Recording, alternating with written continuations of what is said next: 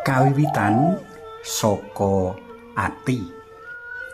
Panglimbang 5 menit dina Selasa Pon tanggal 6 Januari taun 2026 kapethik saka Injil Markus bab 6 ayat 34 tekan ayat 44. Akeh kang ngandhakake menawa ati mono pangiloning diri. Saka ati kang resik maujud welas asih, kaperdulen, rasa handarbeni, krentek kanggo greget tandang gawe, rasa tanggung jawab, bela rasa lan sak pituruté.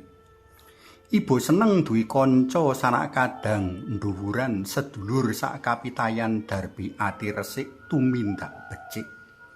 Sewalike, saka ati kang reget timbul kasrakan, luduk kemaruk, meri, drengki, srei, rasa kongas, pikiran jenes lan sak pituruti. Ibu mangan atine urip bareng utawa sumurup wong kang nyelelek, ndablek, seneng ngremehake liyan, drembo, serakah, seneng selintutan lan sak pituruti. Narik kawigaten dene waosan dina iki uga ngrembug perkara ati. Cetane mengkini, rikala mirsane wong akeh kang padha ngetut panjenengane, manah dalem Gusti Yesus musik dening welas asih marang wong-wong mau, jalaran wong-wong mau pindha wedhus kang ora duwe pangun. Monggo kapirsani Injil Markus bab 6 ayat 34. Kaya dene tanpa pangon alias tanpa pemimpin, wong-wong mau ora ana kang ngayomi, ngarahake laku, ngopeni kalebu ing kene makani, ngrumet, ngupakara, migatekake lan sak pituruti.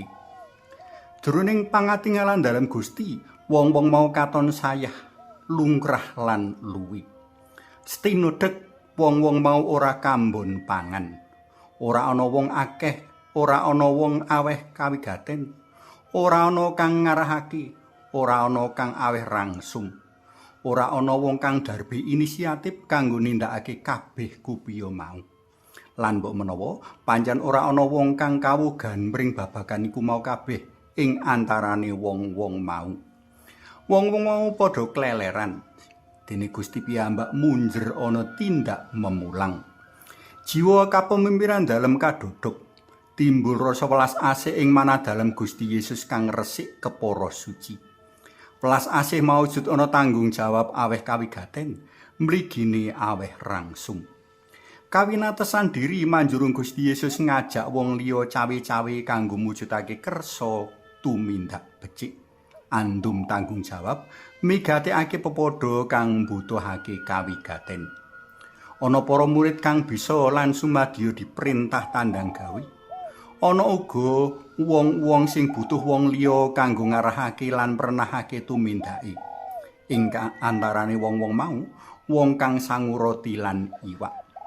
Para murid kasil nglumpukake roti 5 lan iwak 2. Kanthi roti 5 lan iwak 2 mau, Gusti paring rangsum wong 4.000 cacai. Mbok menawa tanpa welas asih dalam Gusti, wong-wong mau nemahe nangsip kang ngenes. Para tresna pelem kinasih, salah siji piwulang kang bisa kapethik saka wawasan dina iki yaiku wigatining gegulang nganti resik, becik lan suci. Gusti Allah bakal madunung ana wong-wong kang atine resik lan becik. Saka ati kang resik lan becik timbul welas asih marang pepadha. Sewalike Gusti Allah bakal jengkar saka wong kang ngejarake atine reget. Awit wong kaya ngono iku ora bisa dadi sambung asta asih welas dalem. Suwawi sami munjuk, kunjung asma dalem Yang Rama so Yang Putra duwin Yang Roh Suci. Amin. Gusti Yesus kawula munjuk manuwun awit tulodo jiwa pemimpin ingkang ngedahaken kawula peduli dumateng sesami. Mugi kawula tansah gegulang manah ingkang sae saengga saged dados pemimpin ingkang sae dados sambung asta kasainan dalem. Mugi nurna Yang Rama Yang Putra duwin Yang Roh Suci kados sing mula buka sakmenika sarta saklami-laminipun. Amin. Kunjung asma dalem Yang Rama so Yang Putra duwin Yang Roh Suci.